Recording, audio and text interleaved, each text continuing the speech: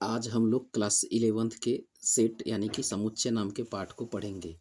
जो ये हम लोग आज से स्टार्ट कर रहे हैं क्लास 11th को मैथ पढ़ाना, और रोज़ धीरे धीरे धीरे धीरे करके हम लोग पूरी किताब को ख़त्म कर लिया जाएगा। ये क्लास 11th का पहला चैप्टर है जिसका नाम है समुच्चय। इस समुच्चय में हम लोग देखते हैं कैसे कैसे क्वेश्चन सॉल्व होते हैं, ये समुच्चय क्या होता है, समुच्चय कहते किसे हैं, समुच्चय कितने प्रकार का होता है। आज समुच्चय के कॉन्सेप्ट को सीखते हैं और इसके बाद कुछ क्वेश्चन को सॉल्व किया जाएगा। यदि कोई पूछता है कि जो ये चैप्टर है जिसका नाम समुच्चय है, समुच्चय किसे कहते हैं, इस समुच्चय का मतलब क्या होता है, तो इस समुच्चय का मतलब इसका अंग्रेजी नाम सेट्स बताता है कि समुच्चय क्या है। यदि देखा जाए इसमें लिख रहा है सेट, सेट्स यानी कि सेट। जो सेट है, जैसे क्या हुआ, बर्तन का सेट हुआ। बर्तन का सेट मतलब जब कभी हम किसी बर्तन का सेट खरीदते हैं तो उस बर्तन के सेट में हमको कई चीज़ें मिलती हैं। जैसे एक बर्तन के सेट में हम लोग थाली ले सकते हैं, थाली थाली के अलावा चम्मच आ सकता है, ग्लास हो सकता है, यानी कि थाली चम्मच ग्लास जो भी चीज़ें हैं वो हर एक चीज़ें बर्तन में जिस भी तरह के बर्तन हैं हर एक बर्तन कहलाएंगे कि बर्तन के समुच्चय। यानी बर्तन, थाली भी एक बर्तन है, चम्मच भी एक बर्तन है, ग्लास भी एक बर्तन है, लोटा वोटा जो भी चीज़ें हैं वो सब के सब एक समुच्चय हैं। किस चीज़ के समुच्चय हैं, तो वह बर्तन के समुच्चय हैं। बर्तन कह दिया जाएगा तो इस बर्तन में कई चीज़ें आ जाएंगी।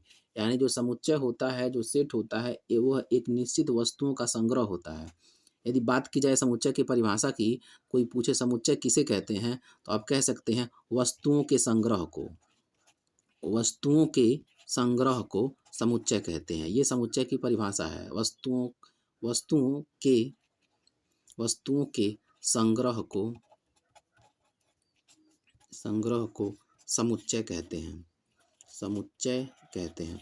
ये समुच्चय की परिभाषा है। इस परिभाषा को नोट कर लीजिएगा कि कोई पूछे समुच्चय किसे कहते हैं, तब आंसर रहेगा वस्तुओं के संग्रह को ही समुच्चय कहते हैं। जैसे इस बात की जाए तो आप कह सकते हैं बर्तन का समुच्चय। बर्तन का समुच्चय, तो जो बर्तन का समुच्चय है वो क्या क्या हो सकता है, तो जितने तरह के बर्तन होते हैं उन सबको लिख देंगे, वो बर्तन के समुच्चय हो जाएंगे। जैसे कि हम इसके ऊपर बताएं, थाली चम्मच ग्लास जो भी चीज़ें हैं, बर्तन में जितनी भी चीज़ें आ रही हैं हर एक बर्तन का नाम लिख सकते हैं, वो बर्तन के समुच्चय हो जाएंगे।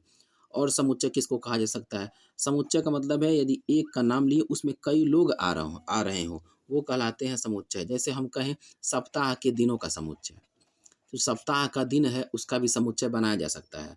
जो सप्ताह का दिन है उस सप्ताह के दिन में आपको सोमवार मंगलवार बुधवार बृहस्पतिवार ये जितने सातों दिन हैं वो समुच्चय में आ जाएंगे। ऐसे यदि कोई और एग्जाम्पल लिया जाए तो दूसरा और किसी एग्जाम्पल में कह सकते हैं महीनों का समुच्चय। जो महीना है उसमें महीनों में कौन कौन सा महीना आ जाएगा, जनवरी फरवरी मार्च अप्रैल जितने भी चीज़ें हैं दिसंबर तक, ये 12 महीने आ जाएंगे। इन 12 महीने के नाम हो जाएंगे महीनों के समुच्चय में। यानी समुच्चय का सीधा साधा ये मतलब है, यदि हम एक नाम ले रहे हैं और उसमें कई लोग आ जा रहे हैं। जैसे हम कहें प्राकृतिक संख्याओं का समुच्चय, जो प्राकृतिक संख्या है वो कौन कौन हो सकती है, तो जाहिर सी बात है प्राकृतिक संख्या एक से स्टार्ट होती है, एक दो तीन चार डॉट डॉट डॉट बहुत दूर तक, यानी इसकी कोई काउंटिंग नहीं, कहाँ तक जा सकती है, अनंत तक जा सकती है। तो ये सब चीज़ें समुच्चय कहलाती है। सीधा साधा इतना जान ले, यदि कोई आपसे पूछता है समुच्चय पढ़ने से पहले कोई क्वेश्चन बनने लायक है तो आपसे पूछा जाएगा जिस पाठ को पढ़ रहे हैं उस पाठ का नाम क्या है, तो समुच्चय है। कोई पूछे समुच्चय किसे कहते हैं, तो आपका जवाब रहेगा वस्तुओं के संग्रह को। जो वस्तुओं का संग्रह है, वस्तुओं का संग्रह, तो वस्तुओं का संग्रह ही कहलाता है समुच्चय। समुच्चय हो जाएगा। जैसे कोई पूछता है तो जैसे के रूप में आप बोल देंगे, बर्तन का समुच्चय, सप्ताह के दिनों का समुच्चय, ये महीनों के नाम का समुच्चय, हर एक चीज़ें समुच्चय में आ जाएंगी। प्राकृतिक संख्याओं का समुच्चय, कोई कह दे सम संख्याओं का समुच्चय बनाइए, जो सम संख्या का समुच्चय होगा वो क्या हो जाएगा, 2 हो जाएगा, 4 हो जाएगा, 6 हो जाएगा। ये नहीं कहा गया है इतना तक, मतलब बस इतना ही बोल दिया गया है सम संख्याओं का समुच्चय 2 4 6 8 10 जितना भी जा सकता है अनंत तक ये हो जाएगा सम संख्याओं का समुच्चय। कोई कह दे विषम संख्याओं का समुच्चय बताइए, तो 1 हो जाएगा, 3 5 डॉट डॉट डॉट ये अनंत तक, ये सब चीज़ें समुच्चय में कहला हो जाएंगे। समुच्चय जो है, इस समुच्चय में हम लोग को पहले समुच्चय बनाना सीखना है, यानी किसी भी क्वेश्चन का समुच्चय कैसे बनेगा। तो जो समुच्चय होता है, समुच्चय को हमेशा मझोले कोष्ठक में लिखते हैं। समुच्चय के अंदर आने वाले जितने भी संख्याएँ होंगी उनको मझोले कोष्ठक में लिखा जाएगा। जैसे हम कह दें कि अंग्रेजी वर्णमाला के स्वर का समुच्चय, तो स्वर का समुच्चय, अब अंग्रेजी वर्णमाला में कितने स्वर होते हैं उनको लिखना है। तो जो स्वर होते हैं, कोई नाम रख लेते हैं, मान लेते हैं ए बराबर, कोई समुच्चय का नाम रख दिए ए, जिससे थोड़ा अच्छा लगता है, नाम रहता है। तो अब अंग्रेजी वर्णमाला में स्वर का समुच्चय, तो आप सोचेंगे अंग्रेजी वर्णमाला में स्वर कौन कौन है, तो पता चला ए है, ई है, आई है, ओ है और यू है, यानी ए ई आई ओ यू। तो जो ये सब चीज़ें हैं, ये अंग्रेजी वर्णमाला के स्वर हैं, तो यही हमारा आंसर हो जाएगा। इस तरह से किसी भी क्वेश्चन जो दिया रहेगा उसका समुच्चय बनाना है। जो अपनी प्रश्नावली है 1.1, उसमें जो पहला क्वेश्चन दिया हुआ है, उस पहले क्वेश्चन में हमको यही काम करना है कि हमको समुच्चय कैसे बनाया जाता है, किसको समुच्चय बनाया जा सकता है, वही हमको सीखना है।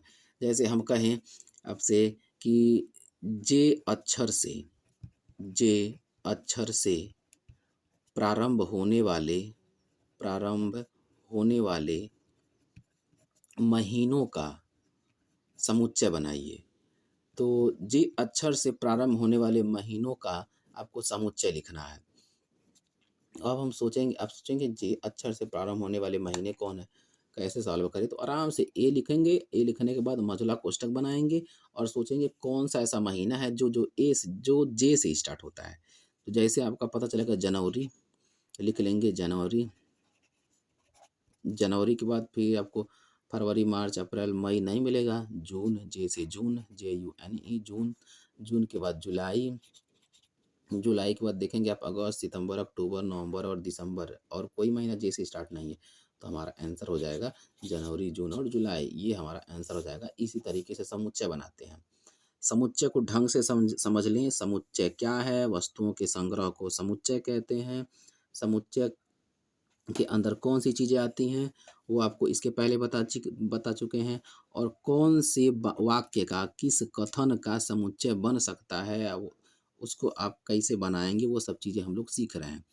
जैसे कोई कह दिया सप्ताह के दिनों का समुच्चय, तो आप मझला कोष्ठक बनाएंगे, उसमें सप्ताह के सभी दिनों को लिख देंगे। कोई पूछा ये महीनों का समुच्चय बनाइए, तो आप लिख देंगे कोई समुच्चय ए और मझला कोष्ठक बनाएंगे, उसमें पूरे महीने लिख लेंगे। लेकिन हम इसमें कह दिए जे अक्षर से प्रारंभ होने वाले महीनों का समुच्चय बनाइए, तो यानी वही हम समुच्चय में लिखेंगे जो जे से कह रहा है। जे से प्रारंभ करने के लिए तो हम लोग जे से प्रारंभ करेंगे। ऐसे ही हम कह दे राजा दशरथ के पुत्र का समुच्चय, तो जो राजा दशरथ थे, राजा दशरथ, उनके कितने पुत्र थे, तो हमको यदि वो पता रहेगा तभी हम समुच्चय बना पाएंगे। तो यदि हमको पता है, यदि राजा दशरथ के पुत्र का समुच्चय, तो लिखेंगे हम, मझला कोष्ठक बनाएंगे और लिखेंगे पहले राम, क्योंकि जो राम थे वो राजा दशरथ के पुत्र थे। राम के बाद लिख लेते हैं हम लोग लक्ष्मण, और उनके अलावा भरत और शत्रुघ्न। तो ये जो है राजा दशरथ के पुत्र का समुच्चय हो गया, तो ये हमारा आंसर हो जाएगा। इसी तरीके से समुच्चय का कोई अंत नहीं है, कुछ भी क्वेश्चन बना के दिया जा सकता है आपको। और इतनी चीज़ें समझ में आ गई हो तो इसके बाद हम लोग प्रश्नावली के क्वेश्चन को सॉल्व करते हैं।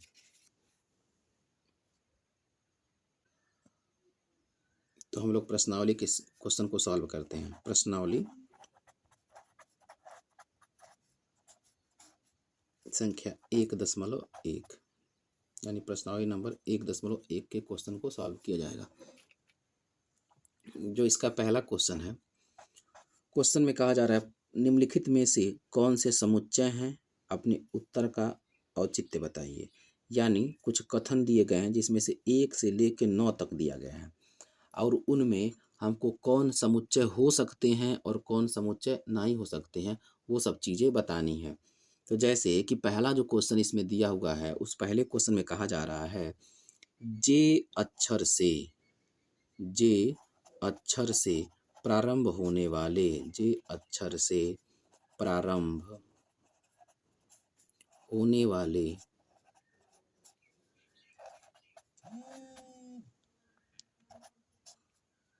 होने वाले महीनों का समुच्चय।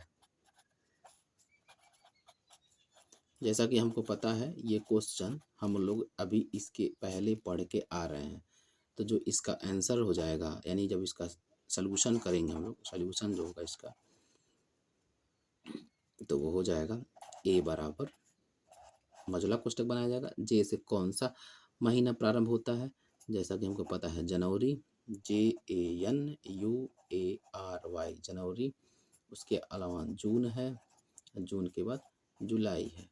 तो ये हो गए, ये हो जाएगा हमारा आंसर, यानी कि जे अक्षर से प्रारंभ होने वाले महीनों का समुच्चय। तो जो ये क्वेश्चन था पहला, उस पहले क्वेश्चन हमको ये कहा जा रहा था कि कौन समुच्चय है, और जो समुच्चय है उसको लिखना है। तो ये एक समुच्चय बन गया, क्योंकि इसमें हम जान सकते हैं कि जे से कौन कौन से महीने स्टार्ट हो सकते हैं। दूसरा क्वेश्चन जो दिया है, कहा जा रहा है भारत के 10 सबसे अधिक प्रतिभाशाली लेखकों का समुच्चय है। तो जो ये क्वेश्चन दूसरा दिया जा रहा है, भारत के 10 शक्तिशाली, यानी कि भारत के 10 सबसे अधिक शक्तिशाली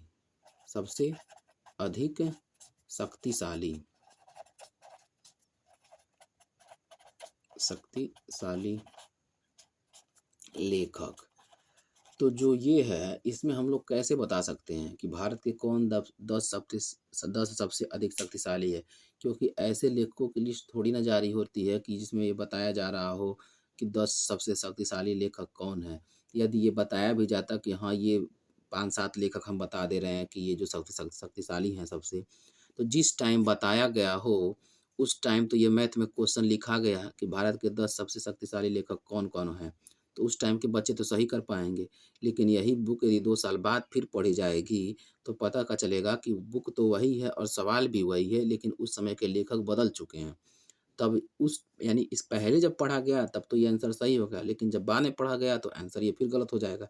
इसलिए ऐसे क्वेश्चनों का भारत के 10 सबसे अधिक शक्तिशाली लेखक का समुच्चय या 10 खतरनाक जानवरों का समुच्चय, ऐसे क्वेश्चनों का समुच्चय नहीं बनाया जा सकता है। और आप बखूबी जान पा रहे हैं कि समुच्चय क्यों नहीं बन सकता, क्योंकि समुच्चय इसलिए नहीं बन सकता क्योंकि 10 शक्तिशाली या 50 शक्तिशाली जो भी ऐसे क्वेश्चनों में लिस्ट नहीं लेखकों की बनी रहती है कि ये जान लीजिए आप कि यही 10 शक्तिशाली है, बाकी सब कोई शक्तिशाली नहीं है। तो एक समय एक निश्चित यदि ये भी बन भी जाता कि हाँ सबसे अच्छे शक्तिशाली लेखक यही हैं, तो 2 से 4 साल बाद जो इसके बाद लेखक आएंगे शायद इनसे भी शक्तिशाली होंगे। इसीलिए उस टाइम के तो बच्चे, माने पहले के टाइम के बच्चे तो इन दोनों को मारेंगे। बाद में पता चला कि 10 वर्ष के बाद कहीं पता चला कोई और दूसरा लेखक आ रहा है जो सबसे अधिक शक्तिशाली है। 10 साल बाद पढ़ने वाले बच्चे इसी किताब को कोई और आंसर लेंगे। तो कभी भी मैथ के किसी क्वेश्चन का कुछ समय पहले कुछ और आंसर और 10 वर्ष बाद या 5 वर्ष बाद कोई और आंसर, ऐसी चीज़ें नहीं हो सकती हैं। यानी कि इस वाले क्वेश्चन का हम समुच्चय नहीं बना सकते हैं। तो इसका जो सॉल्यूशन यानी इसका जो आंसर होगा उसमें यही लिखा जाएगा कि प्रतिभाशाली लेखक को परिभाषित नहीं किया जा सकता, इसलिए यह समुच्चय नहीं है। क्या होगा, लिखेंगे प्रतिभाशाली लेखक को परिभाषित नहीं किया जा सकता, इसलिए यह समुच्चय नहीं। के बाद जो क्वेश्चन नंबर 3 है उसको देखते हैं। तो हम लोग क्वेश्चन नंबर 4 को देखते हैं। क्वेश्चन नंबर 4 में कहा जा रहा है आपकी, यानी कि क्वेश्चन नंबर हम लोग 1 और 2 को देख चुके हैं, यानी क्वेश्चन नंबर 3 को देखते हैं। क्वेश्चन नंबर 3 में ये कहा जा रहा है कि विश्व के सर्वश्रेष्ठ 11 बल्लेबाजों का समुच्चय। अब यह जो क्वेश्चन है क्वेश्चन नंबर 2 के जैसा है।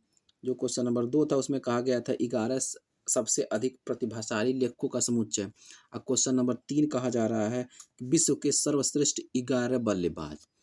अब कोई भी टीम है, उस टीम में जैसा कि हम क्रिकेट में देखते हैं कि मतलब कुछ समय के पश्चात एक लिस्ट जारी होती है, रैंक जारी होता है, सर्वश्रेष्ठ बल्लेबाज कौन सा है या सर्वश्रेष्ठ बॉलर कौन है, यानी बल्लेबाज का भी और गेंदबाज का भी, दोनों लोगों का रैंक जारी होता है। जो रैंक जारी होता है उस रैंक में कोई बल्लेबाज मान लेते हैं, रैंक में सब लोग आ जाते हैं, बॉलर भी आ गया। लेकिन यदि आज ये क्वेश्चन कहा गया विश्व के सर्वश्रेष्ठ 11 बल्लेबाज का समुच्चय, तो आज तो हमको पता चला कि ये बल्लेबाज जो हैं सबसे रैंक पे आ रहे हैं सब, तो हम तो इसका आंसर लिख लिए। लेकिन कुछ समय के पश्चात का होता है, कोई खिलाड़ी इसमें से रिटायर हो जाता है, रिटायर हो जाने के बाद यानी कि वो संन्यास ले लेता है, संन्यास लेने के बाद ये सब खिलाड़ी से ज़्यादा कोई न्यू खिलाड़ी आके रन बना लेता है और उस टाइम ये सब रैंक नंबर 1 पे आता है। जैसा कि हमको पता है कि रैंक हमेशा उतार उतार और चढ़ाव लगा रहता है। तो फिर हम ये कैसे कह सकते हैं कि ये जो क्वेश्चन है इस क्वेश्चन का समुच्चय बनाने योग्य है? यानी ये क्वेश्चन का समुच्चय हम लोग नहीं बना सकते, क्योंकि कभी कोई और रहेगा, कुछ समय के पश्चात कोई और बदल जाएगा। तो हमको समुच्चय वो सब चीज़ें नहीं होती है जो समय के साथ बदल जाती हैं। समुच्चय वे होती हैं जो हमेशा एक निश्चित रहती हैं, बदलती नहीं हैं। तो यानी को जो क्वेश्चन नंबर 3 है कि विश्व के सर्वश्रेष्ठ 11 बल्लेबाजों का संग्रह, तो इसका भी समुच्चय हम लोग नहीं बना सकते। तो इसमें भी लिख ले, हम लोग जब तीसरा क्वेश्चन को सॉल्व करेंगे, तीसरा क्वेश्चन में लिख लेंगे सर्वश्रेष्ठ बल्लेबाज को परिभाषित हम नहीं कर सकते, अतः यह एक समुच्चय नहीं है।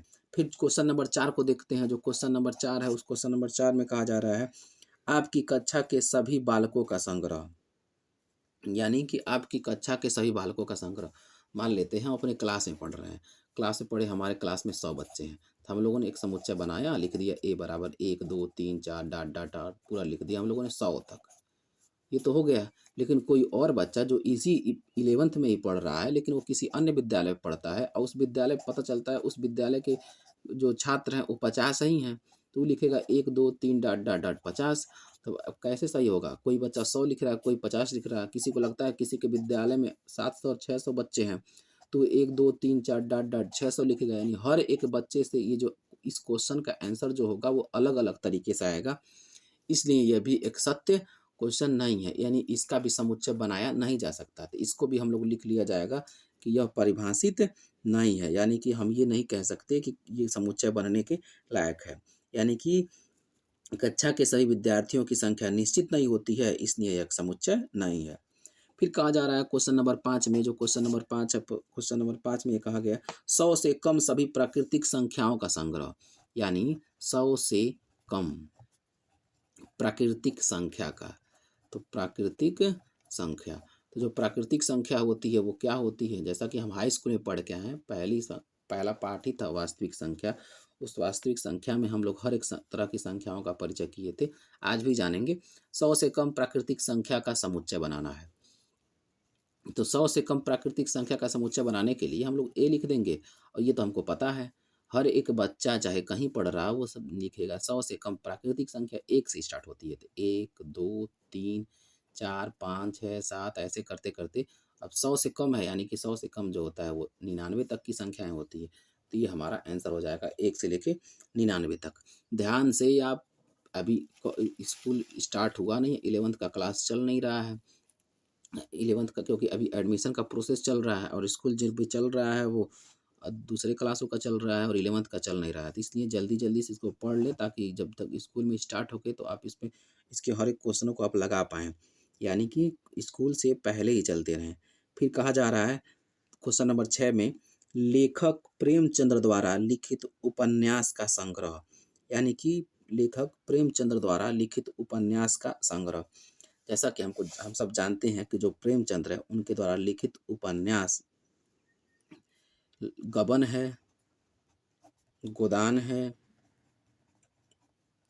ये सब उनके द्वारा लिखित उपन्यास है।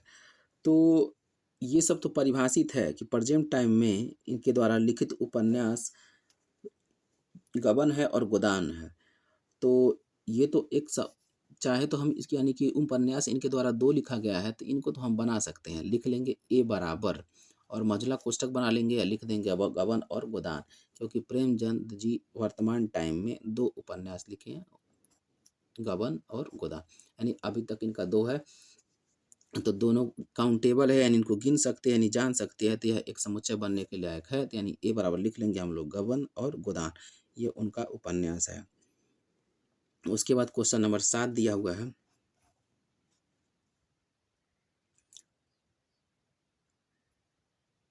सभी सम पूर्णांकों का समुच्चय। यानी कि सभी सम पूर्णांकों का समुच्चय।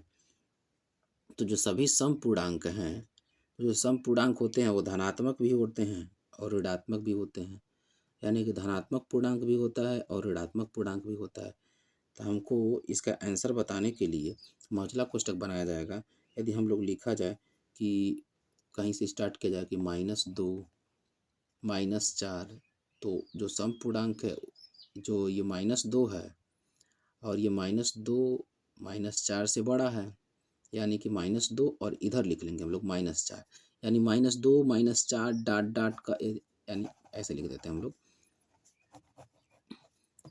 ए बराबर मौजूदा कोष्ठक बनाया जाएगा, लिखा जाएगा -2 से जो बड़ा पूर्णांक है वो 2 4 6 डॉट डॉट ये भी चल जाएगा, और -2 से जो छोटे पूर्णांक है वो भी इधर चले आएंगे।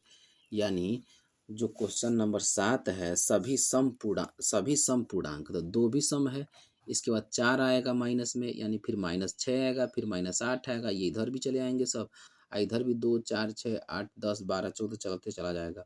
तो यह हमारा आंसर हो जाएगा, यानी डॉट डॉट इधर भी लगा देंगे, -4 -2 2 4 6 ऐसे करते हुए।